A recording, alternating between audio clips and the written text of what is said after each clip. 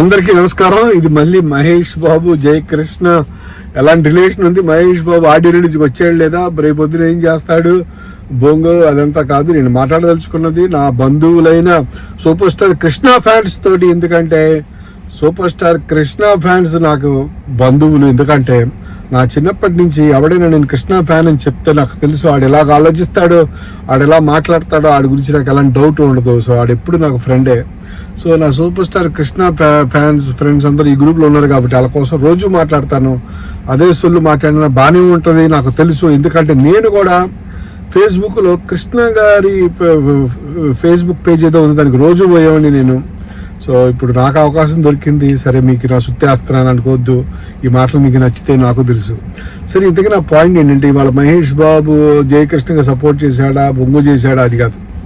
ఇవాళ పాయింట్ ఏంటంటే జయకృష్ణ వ్యక్తిత్వం గురించి. మన బాబు జయకృష్ణ సూపర్ స్టార్ కృష్ణ గారు, నేను కృష్ణ గారు వెళ్ళిపోయిన దగ్గర నుంచి అశ్వత్థామ పాటలు, అగ్నిపర్వతం పాటలు, పచ్చని కాపురం పాటలు ఆయన ఉన్నప్పుడు కూడా చూసేవాడిని. ఆయన 2022 నవంబర్ తర్వాత కూడా చూస్తున్నాను, నాకు తేడా ఏం లేదు.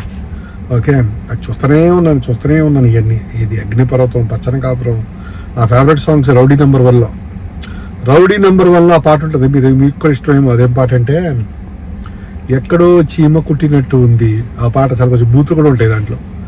పండు చూపిస్తే పిట్ట కోసింది, అట్లా బూతులు రాశాడు వేటూరి గారు. Any case I Krishna fans.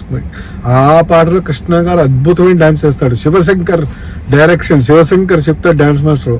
రాధను కొంచెం ముందర నుంచోబెట్టి కృష్ణ గారు వెనకాల నుంచోబెడితే కృష్ణ గారు చాలా అద్భుతమైన కొరియోగ్రఫీ ఉంటుంది. ఎనీ కేసు వెయిట్, జయకృష్ణ వ్యక్తిత్వం గురించి చెప్తాను. సో బయట చూస్తే జయకృష్ణ చాలా సింపుల్గా ఉంటాడు. సింపుల్గా అని చెప్పడం కూడా సింపుల్ మాట అవుతుంది. ఎంత సింపుల్ అంటే అంత సింపుల్. డ్రెస్సింగ్ అంతా కూడా కృష్ణ గారిలో వైట్ అండ్ వైట్ వేసుకుని, లేకపోతే ఎల్లో షర్ట్ వైట్ ప్యాంట్ వేసి, అంటే జూనియర్ ఎన్టీఆర్ పెద్ద ఎన్టీఆర్ ఇమిటేట్ చేస్తారు. ఇది అట్లా ఉండదు, ఇది ఇమిటేషన్లో ఉండదు. ఆ తర్వాత నడిచేటప్పుడు ఏదో కొంచెం సమాజం అంటే ఏదో భయం ఉన్నట్టు, మొహమాటం ఉన్నట్టు నడుస్తాడు. ఓకే, తర్వాత మరి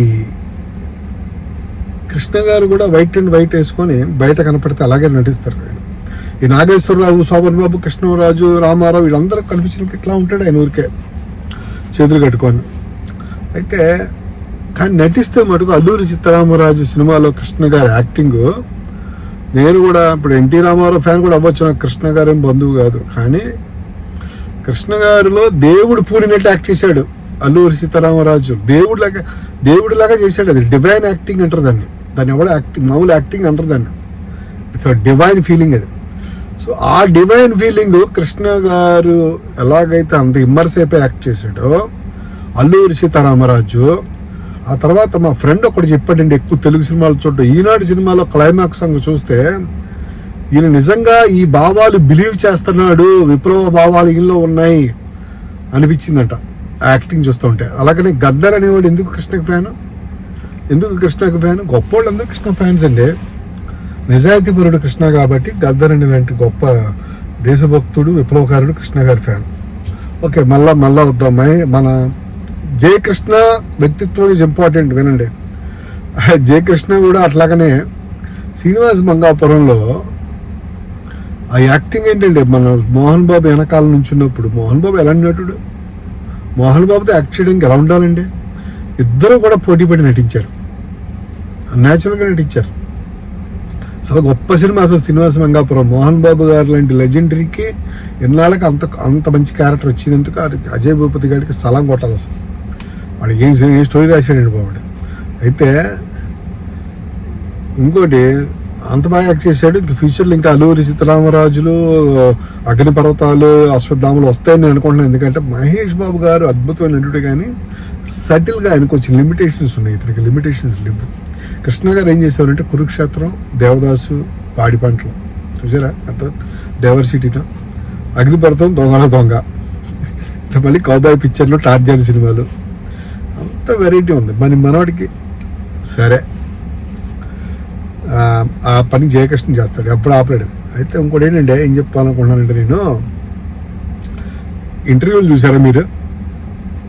జయకృష్ణ ఇంటర్వ్యూ చేసినప్పుడు సినిమా గురించి మంచి నాలెడ్జ్ ఉంది, ఆయన ఎలా ఫోకస్ చేయాలి, ఎట్లా పైకి వెళ్ళాలి మంచి నాలెడ్జ్ ఉంది, ఎంతో ఒబీడియన్స్ శ్రద్ధ ఉంది, చాలా ఇంప్రెస్ చేశాడు. అట్లాగనే ఇంటర్వ్యూలు చేసిన వాళ్ళు అడుగుతున్న ప్రశ్నలు వింటున్నారా? ప్రతి వాడు పిలిచి మీ నాన్నగారు రమేష్ బాబు గారు చనిపోయినప్పుడు మీ ఫీలింగ్స్ ఏంటి? ఎందుకండి మీకు అబ్బాయికి గుర్తు చేస్తారు అస్తమానం? ఒకే సంవత్సరం మీ నాన్నగారు, మీ తాతగారు, మీ అమ్మమ్మ గారు చనిపోయారు, మీ అమ్మగారు చనిపోయారు. ఉద్దేశం అరే నాకు ఇన్నర్ స్ట్రెంత్ ఉందయ్యా అని చెప్తున్నాడు 25 ఏళ్ళ కుర్రోడు. ఓకే, హైదరాబాద్లో ఒక మాది కృష్ణ గారు ఆస్తులు ఇచ్చిపోయాడు. ఇంకోడైతే ఎందుకంటే కష్టపడాలి, ఎందుకంటే అందరూ భరించాలి, ఇంట్లో కూర్చుంటారు, అపార్ట్మెంట్లు కొనుక్కుంటారు, రియల్ ఎస్టేట్ చేస్తారు, జాబ్లో డ్రింక్ చేస్తారు, పెళ్లి చేసుకుంటూ సెటిల్ అయిపోతారు. పనోడు ఎంత అంబిషన్ తోటి కృష్ణ గారి లెగసీని, వారసత్వాన్ని, ఆ నాన్నగారిని ఎక్కడైతే ఫెయిల్యూర్ అని ప్రపంచం అంటుందో ఆ ప్లేస్లో తను సక్సెస్ అవ్వాలని, వాళ్ళ అమ్మగారి కోరిక తీర్చాలని అంత బాధ్యతతో 25 ఏళ్ళ కుర్రోడు వస్తున్నప్పుడు మీరు మూసుకొని సపోర్ట్ చేయాలి. ఊరనా కొడుకులు వాళ్ళందరూ కలిసి greatanandra.com ఇంకోటి కలిసి ఎలాంటి రివ్యూలు ఇచ్చారు ఆ సినిమా గురించి, గాడిదలు. సరే, మళ్ళా మొదటికి వస్తే ఇంకో మాట, నాగబాబు, చిరంజీవి తమ్ముడు నాగబాబు జబర్దస్త్ ప్రోగ్రాంలో ఒక 5 నిమిషాలు చూశాను బిట్. మన జయకృష్ణ ఫీల్ అవ్వదు కానీ నేను ఫీల్ అయ్యా. అంటాడు జయకృష్ణ అనగానే మీరు రమేష్ బాబు గారి అబ్బాయి, రమేష్ బాబు గారి అబ్బాయి ఎవడో నీకు తెలియదా చూడగానే అంటే అవునండి అన్నాడు. మీ నాన్నగారు మంచి ఆ రోజులో కొన్ని హిట్స్ ఇచ్చాడు అంటాడు. ఓకే, కొన్ని హిట్స్ ఇచ్చాడు. మీ బాబాయ్ గారు అంతకంటే హిట్లు ఇచ్చారు, ఇంకా బ్రహ్మాండంగా హిట్లు ఇచ్చాడు. ఎందుకు కంపారిజన్? మీ నాన్నగారి కంటే మీ బాబాయ్ గారు ఎక్కువ హిట్లు ఇచ్చాడు ఎందుకు చెప్పాలి చిన్నపిల్లడికి? అది బాధగా ఉంటుందా? ఎంత బాధగా ఉంటుందండి ఊరకే. నాగబాబు ఏం చేశాడు చిరంజీవి మీద? నిహారికని పిలిచి చెప్దామా మీ నాన్నకంటే చిరంజీవి గారు ఎరగదీశాడని. సో ఇంకోటి ఏంటంటే అంటాడు, ఆ తర్వాత అంటాడు మీరు సూపర్ స్టార్ కృష్ణలాగా అయిపోవాలంటాడు. అది బాగానే ఉందండి. అయితే ఇది పక్కన పెట్టండి. ఇంతకీ నా పాయింట్ ఏంటంటే ఆ సైకాలజీ, జయకృష్ణ సైకాలజీని వీళ్ళందరూ కలిసి ప్రపంచం అంతా దెబ్బ కొట్టాలని చూస్తున్నారు కుర్రాడు బయటకు వస్తే. ఓకే, కానీ అభిమానులు అన్నందులేని భయపడతలేదు, తిరుగులేని స్టార్ అవుతాడు, అది తిరుగులేదు నీకు. అయితే నేను చెప్పేది ఏంటంటే ముఖ్యమైన పాయింట్, ఎంత వెనకాల ఇప్పుడు మనం ఫిలాసఫీ మాట్లాడుకోవచ్చు, అద్వైతం మాట్లాడుకోవచ్చు, వేదాంతం మాట్లాడుకోవచ్చు, కానీ ఎవడు వింటాడు? అది మనకు తెలిసిన సినిమా స్టార్ వెనకాల ఫిలాసఫీ అండ్ బాధలు మాట్లాడుకుంటే బాగుంటుంది. ఇప్పుడు ఆదిశేషగిరిరావు గారు వాళ్ళ అన్నయ్య సూపర్ స్టార్ కృష్ణ గారి మనవడు, తాను కొడుకులాగా పెంచిన రమేష్ బాబు కొడుకుని నిలబెట్టాలి అని 78 ఏళ్ల వయసులో నిలబడి తిరుగుతూ ఉంటే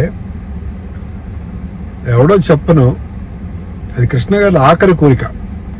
ఏది? నా మనవడయ్యా హీరో అవ్వాలని. ఆయన బ్లెస్సింగ్స్ ఉన్నాయి, ఆ బ్లెస్సింగ్స్ని ఆదిశేషగిరిరావు గారు అందిస్తున్నారు ముసలి వయసులో. ఇవాళ మీ తాత సూపర్ స్టార్ కృష్ణ నిన్ను హీరోని చేయమన్నాడు, ఇక ఆయన ఇచ్చిన బ్లెస్సింగ్స్ అని అందరూ చేస్తున్నాడు ఒక ముసలాయన. కానీ ఇంకో గాడిద ఎవడో ఉన్నాడు, ఆడి పేరు చెప్పను, ఆ గాడిద మటుకు ఆడు రావట్లేదు బయటికి. ఓకే, ఆ తర్వాత వస్తాడేమో చూద్దాం. వాడు ఏదో చేస్తున్నాడు ఒక సినిమా, అది ఇంటర్నేషనల్ సినిమాలండి. సరే, ఆయన తిట్టిన ఆడి మనోడే కాబట్టి నమస్కారం.